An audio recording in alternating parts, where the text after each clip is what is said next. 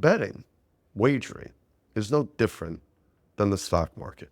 It's the exact same thing.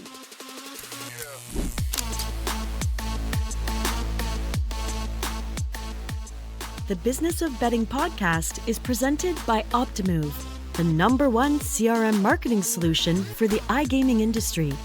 4 out of the top 5 U.S. operators personalize player experiences with Optimove, the #1 CRM marketing solution for the iGaming industry. Learn more about Optimove by requesting a demo at optimove.com/businessofbetting. And if you like what you see, you will get your first month free. What is up, everybody? I am Jason Trost, the host of the Business of Betting podcast. I am joined today with Bill Pascrell, the third, BP3. I'm JT1. We're live not live. Well, you will not be seeing this live, but we're recording from Lisbon at the SBC conference, which is every year it gets bigger and bigger. Is this your first one? Or No, okay. I've been to all of them. I remember when they first started, I think it was in London. It was like Was 20 companies, and it was Andrew. Then I moved to Barcelona. And just every year, it just levels up. So why don't we kick off? What brings you to Lisbon? I'm very close to SBC. Rasmus, the founder and CEO, is a dear friend. I go to SBC LATAM. I go to SBC North America. And I've been coming to the summit, for at least a decade, I believe, Jason. I'm here predominantly for 3 reasons. One, I'm a part of the industry, and I have a lot of clients here who drive me here.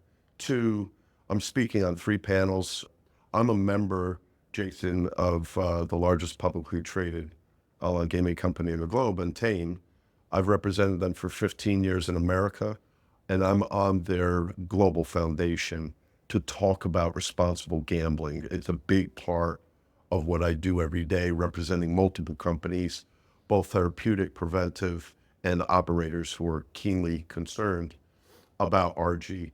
And the final point is I just love the opportunity, particularly to come across to this part of the world where gaming really started, right, in a very robust way, much more mature market, because I learn something new every day. Great. So before we started recording, we were talking about you going to Alabama, and why don't we set that up? Because I think it's a great place to start. Yeah, so I got a phone call, Jason. I think it was May. It might have been the end of April, beginning of May. I was in Scottsdale doing some work in Arizona for a couple of clients. And it was a weird call from the president of Faulkner University, which I had never heard of. Wonderful man. He said, Mr. Pascrell, the governor of Alabama recommended you. Not sure because we've talked to all the operators, none of whom want to come. And I said, what's this about? He said, we want you to come in and debate the morality of gambling. The ethics professor, who's a pretty big figure on campus, will take the anti-moral, it's not moral, and we assume because of what you do, you're going to do the morality debate. And I said, yeah, sure, I'll be happy to do it. I'm excited about it. It's October 24th, which is a Thursday. I'll be flying in from DC because I'm doing some work there with the Congress. And it's a 2-hour debate. It's at their gymnasium in Montgomery. So I'm flying into Alabama, and they'll pick me up. I'll stay overnight, have supper with them, and then debate it the next day. They hold about 3,000 people in the gymnasium, and then they live stream it. They're very excited about this, and I'm going to be respectful. I love debates, and I love hearing other people's perspectives. And just one final point, if I may. I'm not going to be emotional with you, but my dad, Bill Pascrell Jr., was a 30-year member of the U.S. Congress, formerly mayor of Paterson for 8 years, the 3rd largest city in New Jersey, and a member of the legislature. He was on the Ways and Means Committee, which is the most powerful committee, 87 years old. And tragically, he just passed. So I was just in Washington with Speaker Johnson, who I don't share any political views with, who was very gracious and did a tribute to him. So, just getting through that whole grieving process and public spectacle. I'm excited about this October 24th event. I'm sorry to hear about your father. Thank you. Do you want to preview some of the arguments why gambling is moral? Sure. or is that giving it away to the Well, ethics I'm professor? not going to give it away. I won't do that because this is a pretty big deal for them. Yeah. Faulkner's not a large institution, about 3,500 students, but it's a very wealthy university, Christian university. And I know I'm in the Bible Belt, so I get that. I'm Roman Catholic, okay? And I grew up watching my grandparents go to bingo halls, which is supported by the church. I don't think the Catholic Church would have embraced that if they believed it was immoral. The Pope would have shut it down. So from a Catholic's perspective, I think that is like Exhibit A. And I also think that we've been wagering, betting on everything under the sun since the Greek and Roman empires, right? It's the beginning of time almost. I bet the cavemen were betting whether they could slog this, wild cat or not, right? I think what's important is I believe the issue of you saying, Bill, I'll bet you on this, and me accepting that bet is moral as long as we're educated and we're not being allowed to go off the rails. We're not being taken advantage of. I don't believe there's anything in the Bible, and I'm going to leave it there because I'm going to get into this pretty nitty gritty, that says gambling is immoral, right? You should not take advantage of another human being. You should not prey on them. But, if I were to lodge a bet, look at the NCAA Final Four in America. It's like huge. The Super Bowl. It drives us. It's entertaining as long as it's done with belts and suspenders. One of the arguments that I've made for a long time, which I don't know if I've convinced many people of, but to me, the morality of gambling comes down to the price. So if you take an example, let's say we bet on a coin toss at evens, we can play forever. We're going to break even. I think that at the crux, sports betting is a mathematical equation. Like, how can math be immoral? Like, math just is. It's a relationship between risk and the chance of something happening. Where I think gambling or sports or betting, if you like, veers into the amoral is when the price gets farther and farther away from the quote unquote true value. I mean, it's easy to do in a coin toss because we know it's evens, assuming it's a fair coin. Right. But a sporting event is harder to know what the true value is. But there's no question the way sports betting operators make money is they try to give you that sports bet as far away from the true value as possible. And I think there's some relationship between the farther you are away from the true value, the more amoral it becomes. And the closer you are to the true value, the more moral or at least, it's more of a fair sports bet. How do you what do you think about that argument? Do you think price is a function of the morality, or do you think the mechanism itself is a fine mechanism and the price two people agree is not part of the morality of the equation? I think that's a great way to educate and explain, and I do think that is a factor in moralization of an issue. Here's what I would say. As long as both sides of the bet, whether it's an operator or a friendly, understand and are educated, there's times where people will place a bet and the price is probably a little bit out of kilt, but they win. And sometimes they're going to lose. Maybe they'll lose more than they win. But and I'm going to try to be careful here, but one of the things that I learned from Billy Walters, who you know, and who's a friend, and who I admire, is betting, wagering, is no different than the stock market. It's the exact same thing, where you have markets that put up, we know what Trump's Truth Social stock is worth, but it's trading at a crazy number, right? People are buying it. Hopefully they're educated about it. So I equate it to that. And I think there are far more important issues than to discuss whether it's moral or not. It's to discuss consumer protection, responsible gaming, and things like that, that are important for you and I, who are an important part of the industry. Great. So I think any great debater should be able to take the other side. Why don't you take the other side now and say, why is gambling immoral? Well, I think what I'm prepared for the Dean of Ethics of Faulkner to say, perhaps, and he's a gentleman, we've talked on the phone a few times. He was kind of shocked that I wouldn't accept a stipend to speak. And I said, look, if you're committed to doing kosher compliance, just donate it back to the school. I'm not going to be paid to come in to speak about something that's this important. You could place a bet with him. I could. Who's going to win the debate? See if he'll take the bet. It's funny, Jason. It's 1 hour, a brief 15-minute pause, and then another hour. It's just him and I. Yep. There is a moderator to kind of keep it in the rails. Yeah.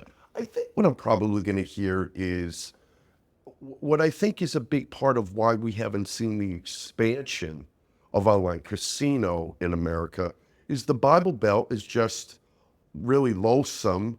A lot of churches from the pulpit, ministers and reverends will argue not to go there, not to do it, because I think they're concerned about eventual potential outcomes.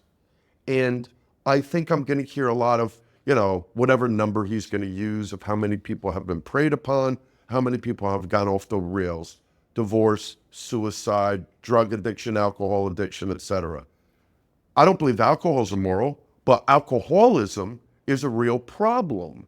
We have this whole recreational drug debate, which is sort of interesting as it's maturing. I think that's what I'm going to hear, and I'm sure he's going to do it in a very elegant and powerful way, quoting from the Bible, etc.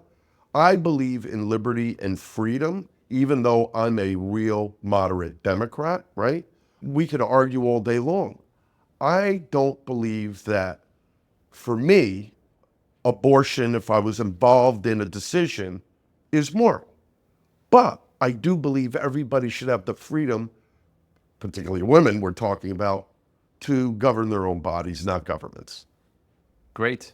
Well, let's pivot into politics a little bit because that's a passion area of mine. And mine. And you dabble in politics as well. One of the things that I really wanted to get into with you is I'm about as politically educated without, I'm one of the most passive politically engaged people I think you can be. I follow the news, I read all the articles, I watch all the shows. I think about politics all the time. I talk about politics all the time, but I don't do anything about it. I don't volunteer for campaigns. I don't call congressional offices.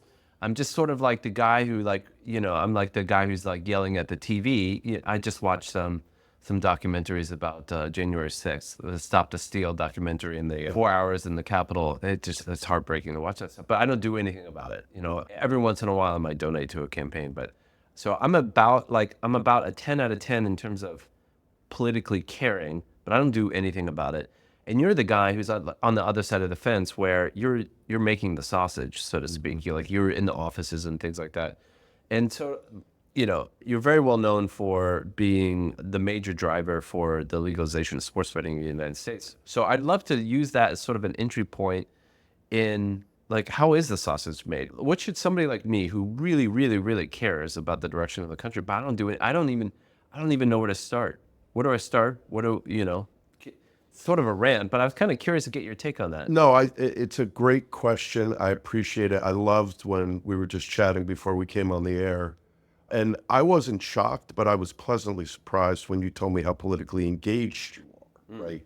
From a concern point of view and also your political views. Democracy works best when everybody's involved, particularly in voting. I mean, when you think about what my dad did and what veterans have done over the wars in my country, our country, the one you used to live in, they sacrificed blood, sweat, and tears to allow us to be able to govern ourselves. So you and I don't have time to govern ourselves. We elect representatives and senators and the president to help govern us.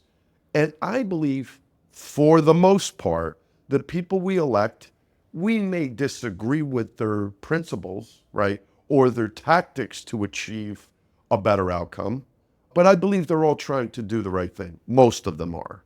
I don't believe Donald Trump is, and we'll get into that. I think he is very self-motivated, period, full stop.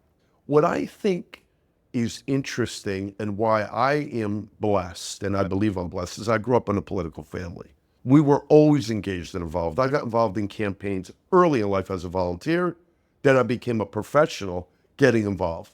So when you're a professional involved in campaigns, running a governor's race or a Senate race, U.S. Senate race, or a local municipal race or a presidential race, and you're being compensated for it, it's a little different than what you're talking about.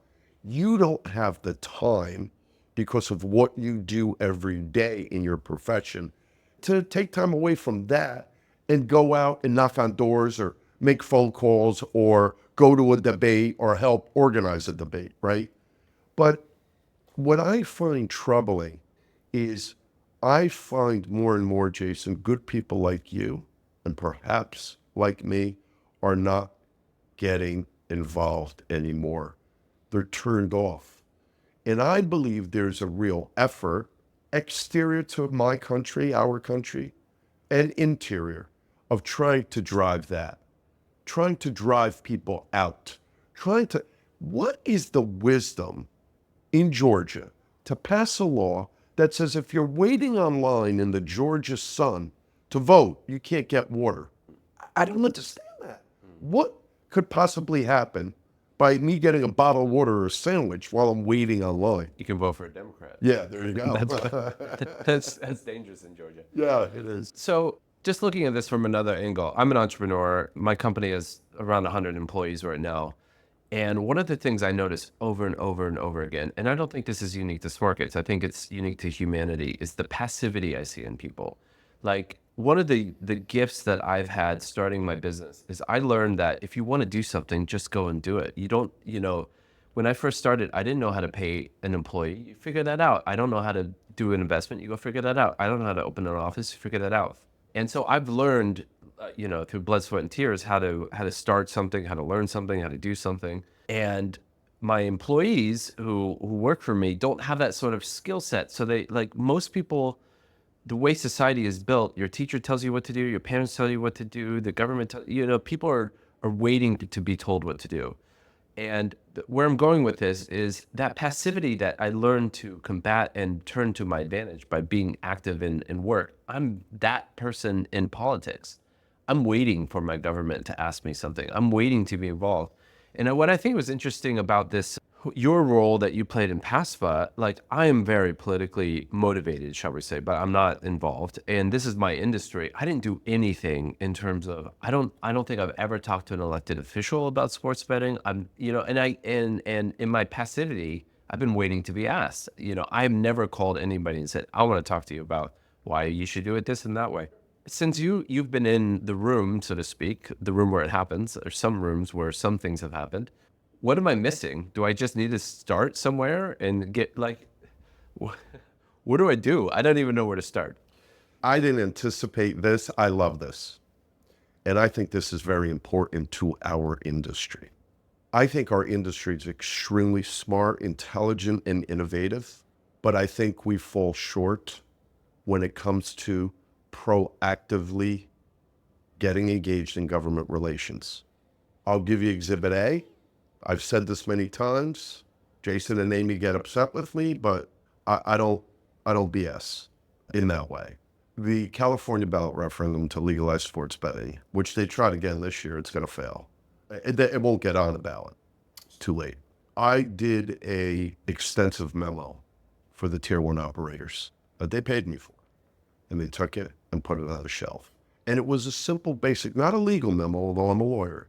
It was a political memo to say, if you're interested in bringing sports betting, legal sports betting to California, you have to sit down with the stakeholders and meet with them and fight it out. Lock the door, have a drink or a dinner and work it out. The tribes have immense power. The tribes not only have money and legacy, but they have voters. They can click on a switch for their voters. And not just the voters in their tribes, but they have relations with folks outside the tribes. It's important to have a local perspective, personalization, localization. We have not done a great job as an industry with government affairs. I'm hoping that changes. I'm throwing everything I can at it. There's really no seminal organization in America that really represents what I think is important to moving the dial forward. We have so much good stuff to tell. We're not telling it because we're all worried about market share, as well we should. But there's so much to be gained by building relationships with regulators and elected officials and their staffs. And proof positive of that was the campaign, although it took a long time, this was a Herculean feat, because we had all the pro leagues and the NCAA against us, which is kind of shocking because they're now all benefiting from it, right? We get that. They wanted to control it. We Like understand. water bottles in Georgia. Yeah, exactly. Same thing. I have always said, and I've conducted myself in my lobby capacity, in my advisory capacity, you have to educate before you advocate. What does that mean? If you take any U.S. senator or any member of Congress or any state legislator or governor, they're dealing with hundreds of issues a day. This is not their seminal issue. It is for us. We should be going in and not talking about commercial advantage for your company or my clients. We should be going in and talking about the value proposition, what it does, what it means. And what I don't like is now that governments are struggling with budgets, and they all are, including our national government, but I'm happy to say we're going to do a budget short-term bill, so we'll be safe until after the election. Thank God there won't be a government shutdown. But I don't like the fact that now governments become more interested because they need the money. And so the industry says to me, my clients, oh, Bill, who cares what the motivation is? I said, well, I care what the motivation is because it's proof positive we have not done our job. I was shocked, and I've learned a lot in the last 15 years of my life, a lot. And I like the fact that I don't know all the answers. I learn something new every day, and I try to. I thought when I was able to pass the first online gaming bill in America, in New Jersey, wasn't easy. Governor Christie, a Republican, we don't share political values, supported it. While he's on the verge of a presidential campaign, that says something. That message needs to be parroted and shouted from the mountaintops. I thought that every other state would join in quickly. And boy, was I wrong. We now only have 7. The converse was sports betting. That's kind of been scaling. There's not many more states to go except for Texas, California, and a few other smaller states. I think Missouri will go. I'm very confident of that next year. North Carolina just launched. It's been great. But the problem is every operator and ancillary service folks are so driven every day by the pressures of either public or private stockholders, shareholders, and boards to drive revenue. And that's good. But what they're not appreciating is you could have better outcomes for cheaper costs. And I'm going to give you an example by being proactive and engaged in a sustained government affairs campaign. Isai Scheinberg, the founder of PokerStars, you obviously know, and most of your viewers will know, hired me to get online casino done. He didn't care about sports betting. He was paying, Jason, $40 million a year to lobbyists in Washington, and I'm not going to say who they are, but they weren't very effective, trying to pass a federal bill. The federal government doesn't regulate automobile insurance in America or gaming. Never have, and I hope never will. They could basically run a one-car funeral. Okay, so I like the fact that the states are doing it. You don't want to do it? Don't do it. You want to do it? Let's go. And what I found interesting is I said to Isai, when he reached out, give me 10% in 2 years. And if I don't get it done, I don't get it done. You'll save money one way or the other, and we got it done. Because he appreciated the value. What I also don't like on podcasts, and this is not one of them, or panels, because there's a lot of panels going on right next door to us. And people aren't that enthusiastic or passionate about what they're doing. I'm passionate. You may disagree with me. You may not like me. I may be an acquired taste, but I'm passionate about what I'm talking about, and I think I'm knowledgeable. Doesn't mean I'm right, but I'm knowledgeable to an informed decision. When the top 2 tier 1 operators and a couple of others put in $600 million to try to run a campaign in California, and it barely got 18% vote. That's political malpractice. That was a waste of money because it took them backwards. If they came close, Governor Newsom's like, what the heck is going on here? Every major political figure, every major newspaper, okay, everybody in a state of any political magnitude or significance opposed it. You have to dial that back, regroup, and understand it's a big mistake. There's ways to fix it. There's ways to do the etch-a-scat and reset, but you better do it soon, okay? I don't think California's in the offerings in the near future. I think there's a ways to go. But I'll tell you, the key part of your question, which I loved, is when I was lobbying on my casino and poker in New Jersey, I didn't know 3 years before that what online gambling was. I never did it. I didn't really know about it. I was doing brick and mortar casinos and lotteries and horse racing. And what I did was I engaged the Poker Players Alliance. There were about 60,000 members in New Jersey. And I said to the head of it, John Pappas, you've got to get your members, and we'll pay you to do it. You've got to get your members to call into their local legislators. What do legislators and politicians care about? The press, campaign contributions, okay? And effectively finding ways to do their job that's not going to sink their careers. When you call your politician, it matters. Now, if they get one call versus 1,000, well, it's not going to matter that much. But there is a beauty of democracy because we're able as human beings to foster a movement in a direction. And so many times when people approach me outside the gaming world for an issue that they want, 9 times out of 10, I'll say, you got a chance. 10% of the time, I'll say, there's no way this is going to happen. Don't pay me because I don't want to be involved in a failed effort. Because if you hire me to do something and I know it's not going to happen, I think that's pretty immoral, right? I'm going to take your money. I'm going to do my best, right? Churn and burn and get nothing done. So I like success. And I think that the gaming industry will eventually get it. But, I don't know if you saw that 60-second piece that came out a couple of months ago. It was horrible. Our response as an industry was not very good. I'm not going to get into who did the response because I think he's well-intended.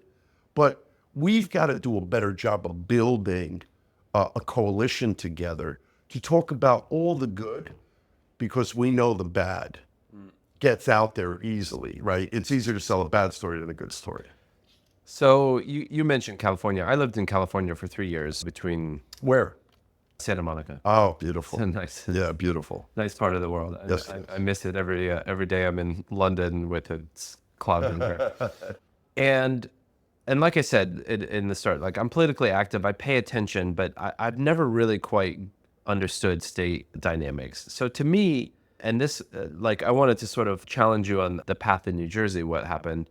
But to me, there's nothing related between brick and mortar and online. To me, it's sort of to me, there's no link between casino and sports betting. Mm-hmm. You used auto insurance. To me, sports betting is auto insurance and casinos are pools. To me, they're completely different industries. Mm-hmm. And if you take in California, I understand that there's tribes with, they have special rights with, what's it called? Compact. They have compacts and reservations and they have special sovereignty. That's what the word I was looking for. They have sovereignty over certain decisions that lets them do things. But other than that, I don't understand what the tribes have anything to do in a intellectual capacity, not in a real politic capacity, but in an intellectual capacity. They have nothing to do with sports betting. They're not, they're it's like apples and oranges. They're like different things. And if I'm an educated, smart, give a shit kind of person, to me, it just doesn't make any sense. I don't even but I think what you're going to say is this is how the sausage is made. You build coalitions. They draw a lot of water in this town, as they say in the Big Lebowski, Jackie Treehorn. They draw a lot of water, and you got to work with coalitions and build coalitions to get something done, and don't let great stand in the way of good enough. What is your response to that? Why should forget the industry as a whole? Let's say me. Let's Jason wants to get involved, and I want to educate my legislature. I would be who gives a shit what the tribes think? It's not. There's, we're not asking them where should we put our pools. What would you say to that? Yeah, I love these questions. Intellectually, I understand your argument, and what I would say to you is, the tribes already have something. Okay, the operators don't in California. The tribes have their reservations and they have casinos on them, and they're nervous about sports betting coming in. Now I want to pivot for a second and get back to the tribes. On the question, I know you were going to get into, you kind of tipped me off to it. You didn't like the idea of what we did to compromise to get it done in New Jersey with online casino. Correct. With the skin proposition. Correct. Do I like the skin proposition? No. If we had not done that, we would have never gotten it across the aisle because the casino industry at the time believed that online casino would cannibalize them. But like, let's say they're right. Who gives a shit what the casino industry Of thinks? course they care because it's 40,000 jobs. Of course they care. But it's a state of 10 million people. You know, there's 40,000 jobs and, you know, there's 40,000 lifeguards in Yeah, New but Jersey. so that's the kind of debate you need to have. That's the kind of education the industry needs to go through. Those 40,000 jobs, okay, represent probably 100,000 votes, okay? And also, they're not allowed to donate because it's against the law for a casino to donate, but they're involved in contracting with thousands of small businesses. So when they come to the table and say, we're worried about cannibalization, okay, we got to push back. I think there's going to be efforts soon, and I want to be a part of it, to say, let's detach. I think there's going to be efforts to do that. But we could have spent years arguing like we're arguing this issue. It would have never gotten across the line. Christie said to me, you're a smart man to compromise. You don't get the whole loaf, but you got more than a half because we wouldn't be doing it, right? Back to the tribes. The skin idea didn't come from the Casino Association or the 12 casinos. By the way, you want to talk about sacrifice? I represented individually all 12 casinos and the Casino Association, and they all fired me. So that was real to them, right? I lost a lot of accounts over this. Now, nobody's going to feel sorry for me. I'm back on top. It was a couple of years of really my partners being concerned about the viability of what I was doing. When it comes to the tribes, it's very similar. The tribes have immense political power. You can be frustrated, and oftentimes I am, about it, but the better way to do it is to sit down with them, not give them everything they want, nobody's suggesting that, but sit down and have a conversation because they have political capital. Nobody cares about DraftKings, FanDuel, BetMGM, go down the road. Nobody really cares about those. I'll tell you a quick story. I'm in an Uber 2 years ago, right after the ballot referendums failed, at an event in Laguna Beach. I'd taken an Uber to dinner with a client of mine who's here. And we get to talking to this very intelligent guy who I was shocked was an Uber driver, and he explained the markets weren't doing well. He was a stockbroker. He had to supplement his income. He was in his early 30s, and that's why he was an Uber driver. And so I asked the question, because I like to learn. And this is what the industry never does, rarely does. I said to the driver with 3 other folks in the car from the industry, how did you vote on the ballot referendum? He goes, what are you talking about? I said, did you vote in the election? He goes, of course I did. I voted for, a governor and Senate, blah, blah, blah. What are you talking about? I didn't even know there was a ballot referendum. I said, FanDuel and DraftKings spent $600 million on media. You didn't even know there was a ballot referendum? He goes, no, what was it about? Wow. And all the media that occurred after it, for somebody not to know, talks about the disengagement, right? He's a punter. He says, well, I don't really care. I wouldn't have really voted on it. Why? I bet on Bovado and Bulldog every day. That says something to me, right? So what I found interesting, the biggest endorsement that ballot referendum got, do you know? Major League Baseball. And do you think really anybody, I'm a Yankee fan, I'm a huge baseball fan, think anybody cares what Major League Baseball says about a voting issue? So I love your question, because more people need to be having this discussion.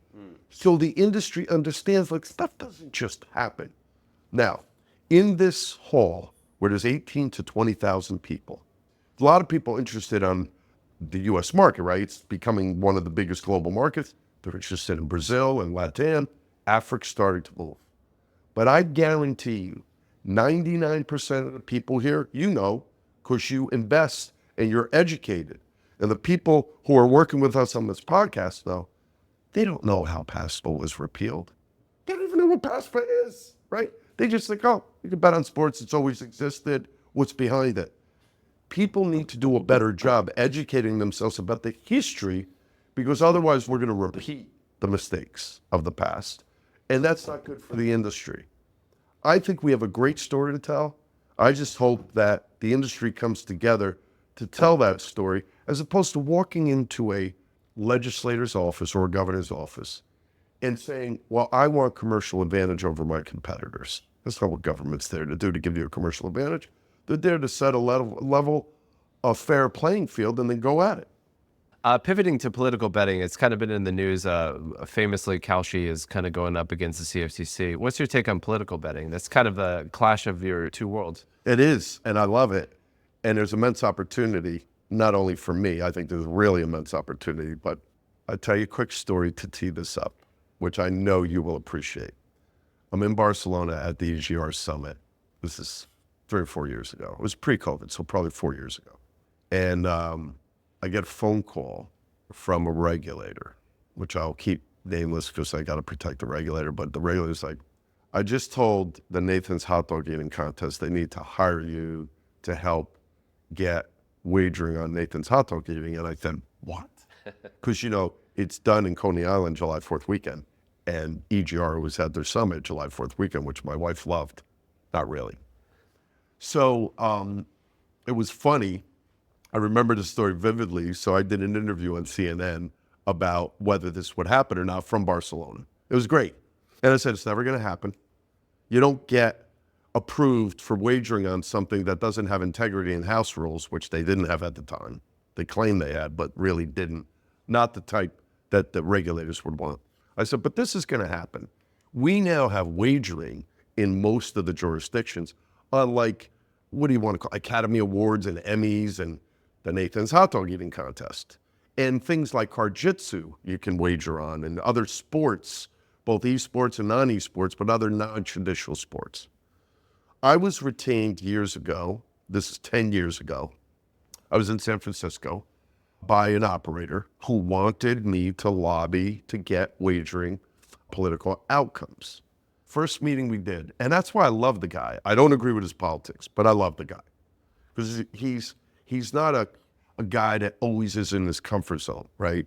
He's had weight issues and he ran for president twice. But, anybody who's going to try to run for president as a Republican in the primary and is going to be the face of wagering, right, that's a pretty, if I may say, ballsy move, in my opinion. So we did a meeting with Governor Christie, and I thought this would be easy because we know they punt on political outcomes and who the next pope's going to be in London all the time throughout the UK and probably throughout most of Europe. Christie said, Bill, this is never going to happen under my watch. Why? He was concerned about, and this is the same argument that the NFL made, which later on Christie realized because he got educated. This is before passport was repealed. He was concerned about corruption, right? And I said, we're already wagering on it. There's probably already corruption involved in it. The way to do it is to take the covers off, open it up, regulate it, legalize it, and then monitor it better. We're now far better able to monitor integrity in sports because of the repeal of passport. I don't think it's going to happen anytime soon. I think there's a lot of concern for, we see that there's stories, valid or not, I'll leave that up to your viewers and you to decide, about Russia trying to influence the elections, right? We know there's some proof of it, but can you imagine the kind of money that would pour in on one side or the other? We know the betting's already happening. Here's my opportunity, which I never knew, and I have some meetings later today.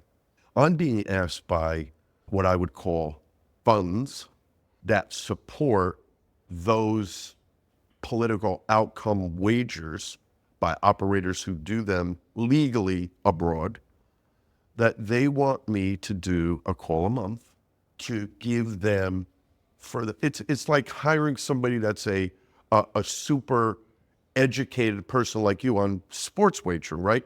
They want the benefit of my knowledge in politics. Because, most people think they know everything about politics. They read the paper. They really don't.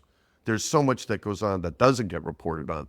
And so much that goes on that sort of my cadence, my background, my experience, my family have educated me. And so I used to do this in the petrochemical industry. I do it in the gaming industry all the time for various hedge funds, right? So I'm now probably, should these meetings go well and I don't, screw up, probably going to get hired to do this.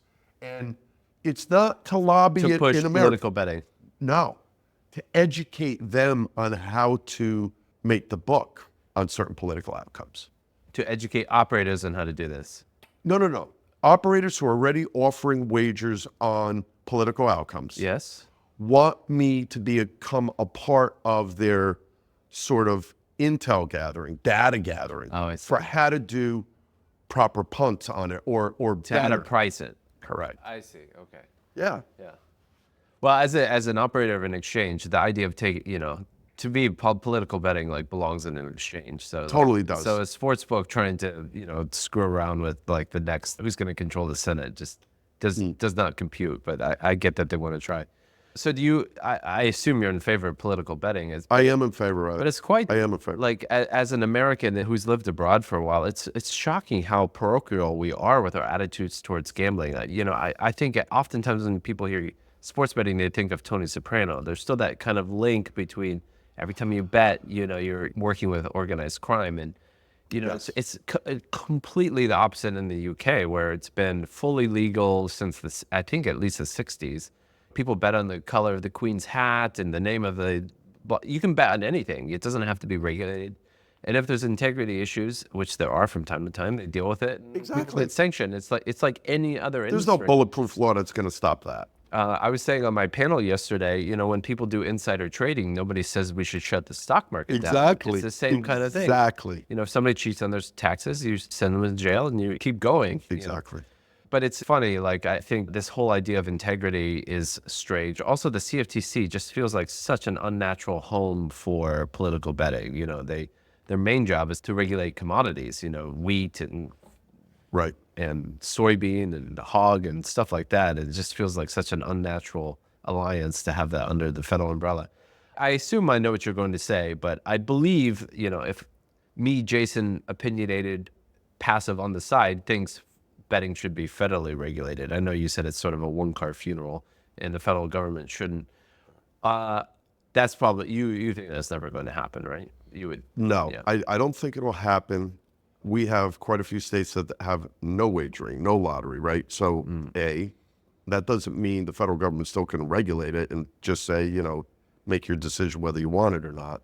I don't think the federal government is currently and in the last couple of decades equipped to regulate it. I think the current regulatory regime is perfect. And I also think that there needs to be a better job with organizations like IMGL, which I'm a part of, IAGRA, NAGRA, the International Association of Gaming Regulators. There is no bulletproof regulation or perfect regulation. It's an evolution. It's a process. Things happen that we didn't anticipate happening, right? We didn't know the internet was going to be around 50 years ago, other than maybe Al Gore. The whole issue of the nascent form of online gambling in America, because we're still pretty early stages. I think that states are working very well. There's an organization called NCLGS, National Council of State Legislators from gaming states, that all the regulators are a part of. And we get together to talk about standards that we can put across all regulatory regimes, right? Certain standards, certain practices. But here's another interesting piece to this puzzle. I was at a memorial service invited by the Speaker of the House last Thursday night in Washington for my dad.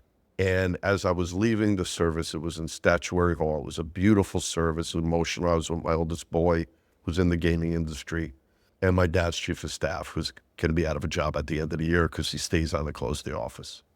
I saw Barney Frank. You know who he is. And he reminded me of something that I had forgotten about, and shame on me. When Isai Schomburg was lobbying for online gaming in Washington, Barney Frank was the sponsor of the bill. And Barney Frank knew a lot about it. Barney Frank, one of his buddies, which is kind of unusual, Barney Frank's originally from Bayonne, New Jersey. He moved to Boston, became the first openly gay member of Congress. God bless him. He's, getting up there in years and his health is failing. came to my dad's funeral at St. John's Cathedral in New Jersey, respectfully, but he said to me, you remember, Billy, before you got into the online gaming business, who the sponsor of the bill was? I said, yeah, I know it was you. He said, you know who one of my co-sponsors was? I said, no. Who?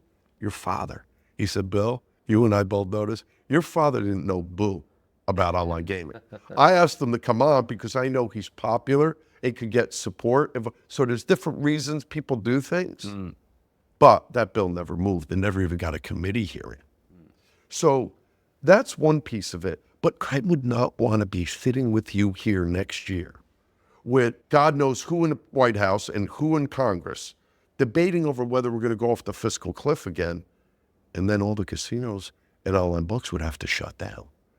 That's why maybe one state will have a problem, but not all 50 at the same time. I believe in the patchwork we have in America. So Utah doesn't want gambling, God bless you. Hawaii doesn't want it, that's fine. We want it in certain states, and we're going to have it. And I think it's a good practice. Most operators will, what you just said, because they think it'd be easier, right? I don't have to go through 44 licenses or et cetera. Yeah. So that's why I believe. Or pay the casinos. Correct. Which is not cheap. No, that's right. I've really enjoyed this conversation. Before I let you go, what's your take on this little thing called the election? Yeah, my dad was in the hospital when Biden dropped out, and he was very upset about it. And my dad is not anti-Kamala Harris at all. But he took a couple of hours, one, because his health was failing, and two, because he was very upset. Now, I was with my son Billy June 27th and watched that debate in a public Italian restaurant. And I was surrounded by Trumpians, and I walked out of the restaurant halfway through. Biden shit the bed. It was horrible. I think Biden made the right decision for the country. I'm shocked he made it. Most politicians don't do that. I am a huge supporter and believer in Kamala Harris, okay? Yes, we didn't vote for her to become that, but she's the VP. So if Biden died, she would have become the president, God forbid. I think the race, unfortunately, is going to be extremely close. I think the race can go either way, and I'm not a big believer in a lot of my friends in the Democratic Party who believe there's this swale and momentum going. I think it's great. It looks fine. She's raised massive money. But this country is so divided. And I used to early on despise, hate, find repulsive Trump folk, okay? A lot of whom were friends of mine. I sort of get where they're at. I disagree with it vehemently, particularly after January 6th, where my dad's locked down with Pelosi in her offices and then was able to get out thanks to the Capitol Police. How anybody could vote for that guy, who, by the way, I used to represent his 3 casinos in New Jersey, okay?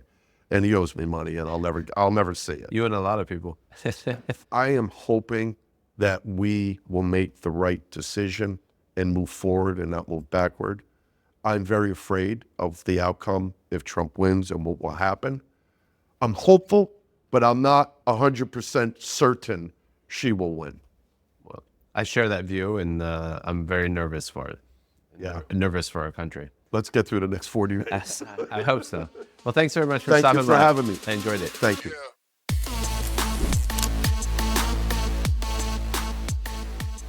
The Business of Betting podcast is presented by Optimove, the #1 CRM marketing solution for the iGaming industry.